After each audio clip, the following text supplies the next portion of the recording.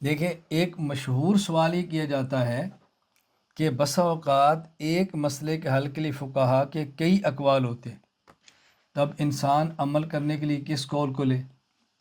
آپ کہتے ہیں امام حنیفہ رحمۃ اللہ ایک قول یہ ہے، ایک قول یہ ہے، تو عمل کس پہ کریں؟ امام صاحب کے دو قول کیسے؟ اور کبھی لوگ اس سوال کو اس انداز میں کرتے ہیں کہ دیکھیے قرآن ایک ہے، ابو حنیفہ کے ایک مسئلے پر دو قول کیسے آگے؟ حدیث تو ایک ہے، تو پھر امام حنیفہ کے ایک مسئلے پر دو قول کیسے آگے؟ جو آپ اچھی طرح ذہن نشین فرما لیں۔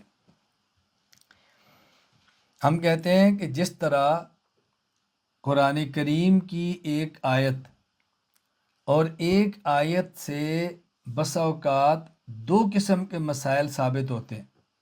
حضرت امام صاحب فرماتے ہیں ایک مسئلہ یہ بھی ثابت ہو رہا ہے اور ایک مسئلہ یہ بھی ثابت ہو رہا ہے۔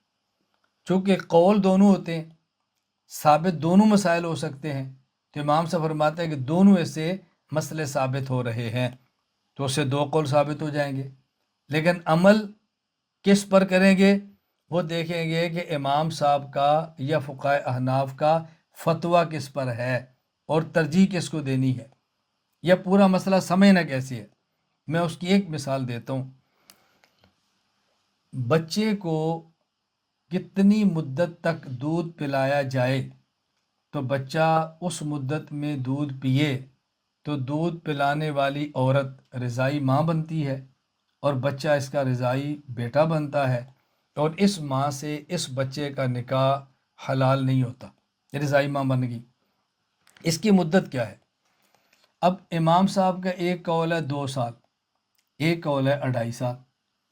لوگ اس پر اعتراض بھی کرتے ہیں کہ فقہ حنفی کا مسئلہ قرآن کے خلاف ہے۔ توجہ رکھنا، مسئلہ کیا ہے؟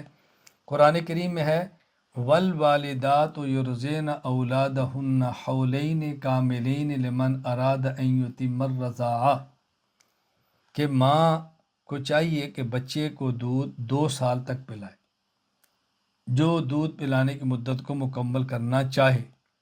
اب اس سے معلوم ہوتا ہے کہ دودھ پلانے کی مدت 2 سال ہے۔ اس کے آگے اللہ تعالیٰ فرماتے ہیں فَإِنْ أَرَادَا فِصَالًا عَنْ تَرَاضٍ، اگر فَإِنْ أَرَادَا، فَإِنْ یہ فا ہے، آگے ان ہے، پھر اگر ماں اور باپ دونوں بچے کا دودھ آپس کی رضامندی اور مشورے سے چھڑانا چاہیں فلا جناح علیہما، تو کوئی حرج نہیں۔ سوال یہ ہے کہ جب مدت ہی 2 سال ہے، 2 سال کے بعد دودھ پلانے کی گنجائش ہی نہیں ہے، تو پھر قرآن یہ کیوں کہتا ہے کہ اگر چھڑانا چاہیں تو حرج نہیں ہے؟ اب یہ قرآن کریم کا طرز یہ بتا رہا ہے کہ 2 سال سے زائد کی گنجائش موجود ہے۔ بات سمجھ رہے؟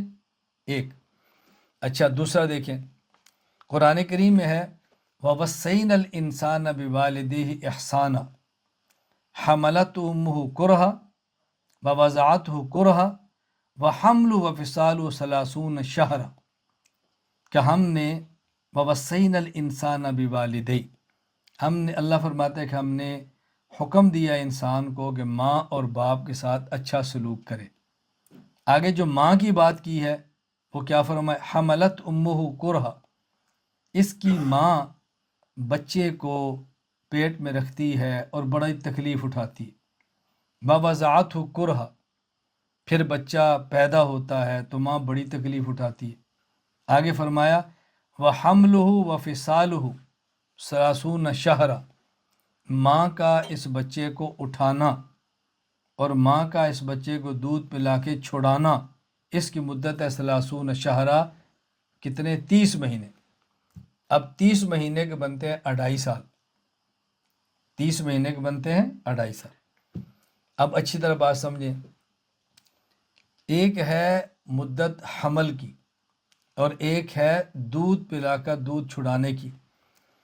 کم از کم جو حمل ہے، حمل کی مدت ہے وہ 6 ماہ ہے، یعنی جلدی سے جلدی اگر بچہ پیدا ہو تو 6 ماہ میں پیدا ہو سکتا ہے۔ اقل مدت حمل یہ کتنی ہے؟ 6 ماہ۔ اب بات توجہ سے سمجھنا، قرآن کریم میں وَحَمْلُهُ وَفِصَالُهُ ثَلَاثُونَ شَهْرًا، اور پیچھے کیا فرمایا؟ حَمَلَتْهُ أُمُّهُ كُرْهًا، ماں نے بچے کو اٹھایا، میں پیٹ میں رکھنا نہیں کہہ رہا، حمل کا معنی ہے اٹھانا، اٹھایا، مشقت برداشت کی۔ وَوَضَعَتْهُ، پھر بچے کو جنا تو مشقت برداشت کی۔ آگے ہے حملہ، ماں کا بچے کو اٹھانا اور بچے کو دودھ پلانا، اس کی مدت ہے 30 شہر، کتنی؟ 30 ماہ۔ سوال یہ ہے کہ جو پیچھے قرآن کریم فرمایا حملت امہ، اس حملہ کا معنی کیا ہے؟ حملہ کا ایک معنی ہے ماں کا پیٹ میں بچے کو رکھ کے اٹھانا، حمل، اور ایک ہے اس کا ماں کا اپنے بچے کو گود میں اٹھانا، یہ بھی حمل ہے۔ اب اگر حملت کا معنی یہ کریں کہ ماں کا بچے کو پیٹ میں رکھ کے اٹھانا اور اس کے بعد پھر بچے کو دودھ پلانا اور چھڑانا، تو اس کی مدت ہے 2.5 سال۔ کیا مطلب؟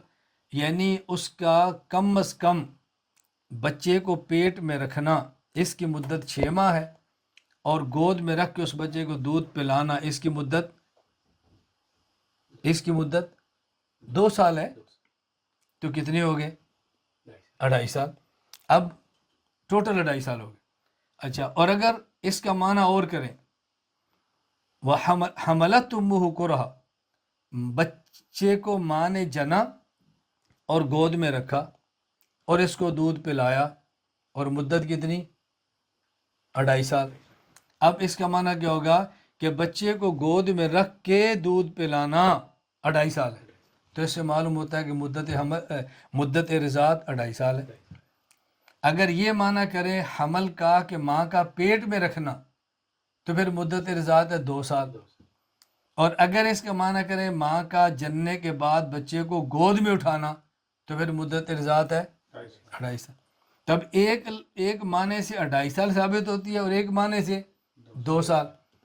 اور قرآن کریم کی وہ آیت جہاں صاف مدت رضاعت بیان کی ہے، ماں مدت رضاعت 2 سال بیان کی ہے، لیکن فَإِنْ ارادہ سے اشارہ ملتا ہے زائد بھی ہے۔ اب امام صاحب نے مسئلہ کیا بیان فرمایا؟ کہتے نہیں کہیں 2 سال کہیں 2.5 سال، یہ نہیں ہے۔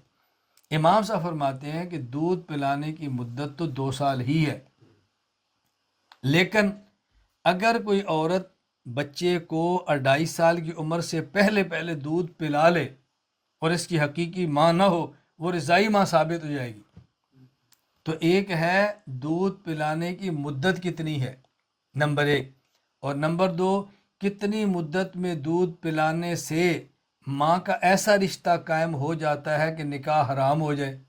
تو امام صاحب فرماتا ہے کہ مدت دودھ پلانے کی تو 2 سال ہے، لیکن ایسی مدت جس میں ماں حرام ہوتی ہے، اس میں احتیاط یہ ہے کہ 2.5 سال کی مدت بتاؤ، احتیاط اس میں ہے۔ تو یہ جو کہتے ہیں کبھی کہتے ہیں 2 سال، کبھی کہتے ہیں 2.5 سال، تو جو کہ اشارہ 2.5 سال کا بھی نکلتا ہے، تو امام صاحب اس کو نظر انداز نہیں کرتے۔ اب بات سمجھ رہے؟ سوال کیا تھا کہ ایک مسئلے میں فقہا کے اقوال کئی کیوں ہوتے ہیں؟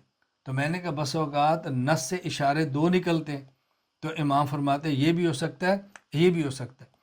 اب مسئلہ کیا ہے کہ امام فرماتا ہے فَإِنْ ارادہ سے 2 سال سے زائد کا اشارہ نکلتا ہے، لیکن میں ترجیح 2 سال کو دیتا ہوں، لیکن 2.5 سال کی مدت میں احتیاطاً عمل کرتا ہوں۔ اگر اس دوران کو دودھ پلا دے تو نکاح ایسی ماں کے ساتھ نہ کرے، فَإِنْ ارادہ۔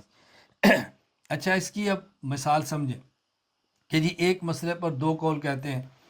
اگر کوئی بندہ آپ سے پوچھ لے کہ جی ایک ہی مسئلے پر رسول اکرم صلی اللہ علیہ وسلم کی 2 حدیثیں کیوں ہیں، تو آپ کہیں گے کہ جی ایک پہلے دور کی تھی، ایک بعد کے دور کی تھی، پہلے دور کی منسوخ ہے، دوسرے دور کی ناسخ ہے۔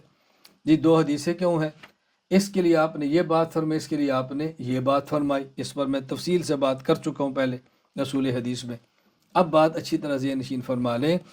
ہم کہتے ہیں جس طرح ایک مسئلے پر 2 حدیثیں آ جائیں تو مرجو پر عمل نہیں کرتے، راجے پر کرتے ہیں، اسی طرح ایک مسئلے پر امام کے 2 قول آ جائیں تو عمل مفتہ بھی پر کرتے ہیں، غیر مفتہ بھی پر نہیں کرتے۔ مفتہ بھی اور غیر مفتہ بھی کا معنی کیا ہوتا ہے؟ جس پر فتویٰ ہو اس کو مفتہ بھی کہتے ہیں، اور جس پر فتویٰ نہ اس کو غیر مفتہ بھی کہتے ہیں۔ تو یہ نہیں دیکھا جاتا کہ امام صاحب کے 2 قول ہیں کہ نہیں، بلکہ یہ دیکھا جاتا ہے کہ اس پر فتویٰ بھی ہے یا فتویٰ نہیں۔ یہ اچھی طرح باز نشین فرمائیں۔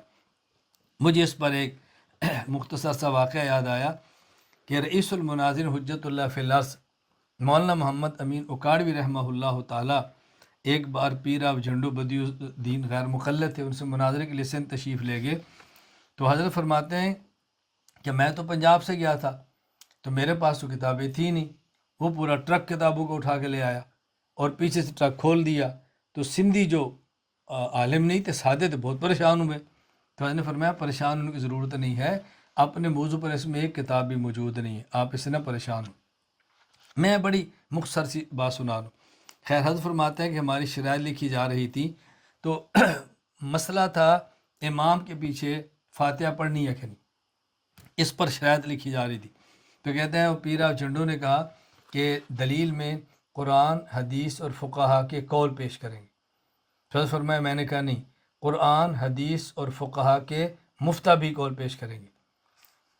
اس نے کہا قرآن، حدیث اور فقہا کے قول، میں نے کہا نہیں، قرآن، حدیث اور فقہا کے مفتہ بھی قول۔ حضرت فرمایا کہ مجھے پتا تھا اس نے اس مسئلے پر ہمارے فقہ احناف کے وہ قول پیش کرنے جس پر ہمارا فتویٰ نہیں ہے، اور اس نے کہا نا حنفی نے لکھا ہے، تو میں نے کہا مفتہ بھی قول پیش کریں گے۔ تو حضرت فرماتا ہے کہ وہ کہنے لگا یہ جاہل لوگ ہیں، ان کو کیا پتہ مفتہ بھی کا معنی کیا ہوتا ہے۔ حضرت ماشاءاللہ سمجھانے کے بے تاج بادشاہ تھے، بہت آسان زبان اختیار فرماتے۔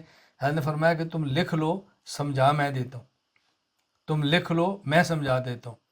تو حضرت نے جو سندھی عوام تھے ان سے کہا کہ دیکھو مفتہ بھی فتح ان سے بنا ہے، فتح ان کہتے ہیں جوان، پکا اور تگڑا۔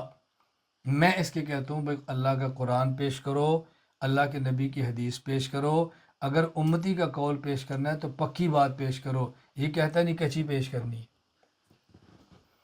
میں کہتا ہوں بھی قرآن پیش کرو، حدیث پیش کرو، وہ تو ساری پکی ہوتی ہے نا، امتی کی بات کبھی کچی کبھی پکی ہوتی ہے، تو امتیوں کی پکی باتیں پیش کرنا، یہ کہتے ہیں نہیں میں امتی کو کچی بھی پیش کروں گا، آپ بتاؤ کیا لکھیں؟ فرماتے ہیں وہ سندھی اس کو کہتے ہیں سائیں پکی پیش کرو نا، سائیں پکی بات پیش کرو نا، تم کچی بات کیوں پیش کرتے ہو؟ تو یہ ہوتا ہے مفتہ بھی قول، اس کو اچھی طرح ذہن نشین فرما لیں۔ میں نے مستقل تراویح میں اس پر ایک تفصیلی گفتگو کی ہے کہ غیر مقلد بہت سارے ہمارے احناف کے اقوال کو پیش کرتے ہیں کہ جی تراویح ان کے 8 ہے، وہ یا غیر مفتہ بھی قول ہیں یا بات آدھی نقل کرتے ہیں اور دھوکہ دیتے ہیں۔ آپ اس پر سنیں گے تو آپ کا اندازہ ہوگا۔ چلیں، اچھا ایک سوال بڑا معروف ہے، سوال یہ کیا جاتا ہے کہ جب فقہ حنفی کے اقوال 2 قسم کے ہیں، فقہ حنفی کے مسائل 2 قسم کے ہیں، بعض مفتہ بھی اور بعض غیر مفتہ بھی، اور آپ کو پتہ بھی چل گیا ہے کہ اس پر فتویٰ اس پر فتویٰ نہیں، تو جو فقہائے احناف کے غیر مفتہ بھی اقوال ہیں جن پر احناف کا فتویٰ نہیں ہے، تم ان کو کتب فقہ حنفی سے نکال دو، صرف وہی رکھو جو مفتہ بھی ہیں، چاہے امت کے سامنے مفتہ بھی اقوال آ جائیں اور غیر مفتہ بھی اقوال امت کے سامنے آئیں نہ۔ بظاہر کتنا معقول سوال ہے، جواب ذہن نشین فرما لیں۔ ہمارا جواب یہ ہے کہ کسی مسئلے کو مفتہ بھی کہنا یہ اجتہادی چیز ہے۔ جب احناف فرماتے ہیں یہ قول مفتہ بھی ہے، یہ غیر مفتہ بھی ہے، تو جس کو مفتہ بھی کہتے ہیں اس کا معنی یہ تو نہیں کہ اس کو مفتہ بھی اللہ نے قرآن میں فرمایا ہے، یا اس قول کو مفتہ بھی الیاذ باللہ حدیث پاک میں رسول اللہ صلی اللہ علیہ وسلم نے فرمایا ہے۔ غیر مفتہ بھی کہنے کا معنی یہ ہے کہ ہمارے دلائل کہہ رہے ہیں کہ یہ مفتہ بھی ہے اور یہ غیر مفتہ بھی ہے۔ تو کسی قول کو مفتہ بھی کہنا یا کسی قول کو غیر مفتہ بھی کہنا یہ ہمارا بعد کے فقہا کا اجتہاد ہے، اور اجتہاد کے بارے میں ضابطہ یہ ہے کہ اس میں درست بھی ہو سکتا ہے اور خطا بھی ہو سکتی ہے۔ تو ایسا نہ ہو جس کو ہم اجتہاد کی بنیاد پر مفتہ بھی کہہ رہے ہیں وہ حقیقت میں غیر مفتہ بھی ہو، اور جس کو ہم نے غیر مفتہ بھی کہا اس کو حقیقت میں مفتہ بھی ہو۔ اس لیے ہم کہتے ہیں کہ مفتہ بھی اور غیر مفتہ بھی دونوں پیش کر دیں، لیکن یہ بتا دیں بھئی ہماری تحقیق کی روشنی میں یہ مفتہ بھی ہے اور یہ غیر مفتہ بھی۔ میں آپ کو مثال دوں گا تو بات بہت جلدی سمجھ آئے گی۔ اس کو ایسے ہی سمجھیں کہ جس طرح احادیث بعض صحیح ہے اور بعض ضعیف ہے، لیکن محدثین کا اتفاق ہے کہ جب محدثین کسی حدیث کو صحیح کہتے ہیں تو اس کو صحیح اپنے اجتہاد کی بنیاد پر کہتے ہیں۔ ضروری نہیں ہے جس کو ایک محدث صحیح کہتا ہے وہ واقعتاً صحیح ہو سکتا ہے وہ ضعیف ہو اور اس کے اجتہاد میں صحیح ہو۔ اسی طرح جس ایک حدیث کو محدث ضعیف کہتا ہے تو ضروری نہیں کہ وہ ضعیف ہو سکتا ہے واقع میں وہ صحیح ہو لیکن اس کی تحقیق وہ ضعیف ہے۔ اسی وجہ سے ایک ہی حدیث کو ایک محدث صحیح کہہ رہا ہوتا ہے، دوسرا ضعیف کہہ رہا ہوتا ہے۔ کیوں؟ جو صحیح کہتا ہے وہ اپنے اجتہاد سے کہتا ہے اور جو ضعیف کہتا ہے وہ اپنے اجتہاد سے کہتا ہے۔ کسی بھی حدیث پر صحت یا ضعف کا حکم لگانا یہ اجتہادی چیز ہے۔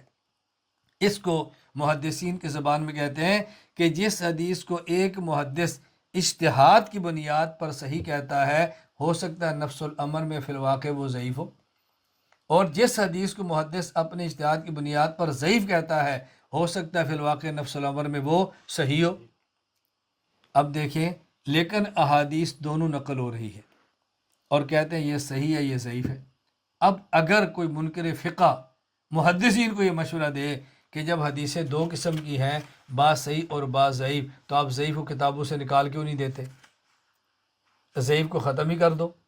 تو ہم کیا جواب دیں گے؟ ہم یہی جواب دیں گے بھائی جن کو ضعیف محدثین کہہ رہے ہیں وہ اجتہاد کی بنیاد پر کہہ رہے ہیں، ہو سکتا ہے وہی صحیح ہو، نکالیں کیسے؟ تو جس طرح احادیث صحیح بھی ہیں احادیث ضعیف بھی ہیں، صحیح اور ضعیف نقل دونوں ہوتی رہیں گی اور ساتھ محدثین بتاتے رہیں گے کہ یہ محدثین کے اجتہاد کے مطابق صحیح ہے اور یہ ضعیف ہے۔ اسی طرح دونوں قسم کے اقوال نقل ہوتے رہیں گے، دونوں مسائل لکھے جاتے رہیں گے، لیکن وضاحت کی جاتی رہے گی کہ یہ مسئلہ مفتہ بھی ہے اور یہ مسئلہ غیر مفتہ بھی ہے، لیکن نکالیں گے نہیں، کیونکہ جس کو اجتہاد کی بنیاد پر غیر مفتہ بھی کہا ہو سکتا ہے فی الواقع وہ مفتہ بھی ہو، اور جس کو اجتہاد کی بنیاد پر مفتہ بھی کا ہو سکتا ہے پھر واقع وہی غیر مفتہ بھی، تو نکالیں گے اس کو کیسے؟